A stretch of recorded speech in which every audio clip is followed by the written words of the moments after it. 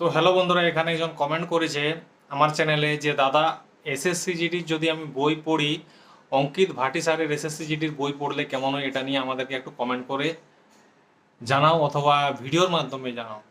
তো সেই ব্যাপারে আমি বলতে চলেছি যে দেখো, এসএসসি জিডির বই বিভিন্ন লেখকের আছে।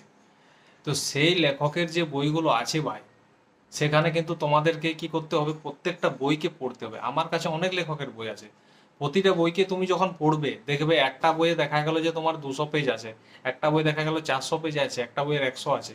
প্রত্যেকটা বইয়ে কি সেম প্রশ্ন উত্তর থাকবে? থাকবে না। পরীক্ষা মানে কি, তোমাকে বলে দিল সিলেবাস, পরীক্ষাতে আসবে প্রশ্ন।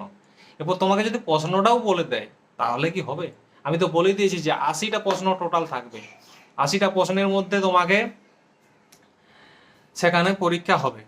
এরপর কত বই পড়লে তুমি 80টা প্রশ্নের উত্তর পাবে, এরপর তুমি সেটা হিসাব করে দেখে নাও। ঠিক আছে? তো আশা করি কথাটা বুঝতে পেরেছো। ভিডিওটা ভালো লাগতে পারে। ফ্লিপকার্ট থেকে, অ্যামাজন থেকে, অনেক জায়গা থেকে বই পাবে, আমি তোমাদেরকে দেখিয়েও দেবো। এরপর ল্যাপটপের মাধ্যমে আমি তোমাদেরকে একদিন ভিডিও বানিয়েছিলাম, কিন্তু ফার্স্ট টাইম ল্যাপটপের মাধ্যমে মোবাইলে করছি, তো ভিডিওটা ঠিকঠাক হয়নি।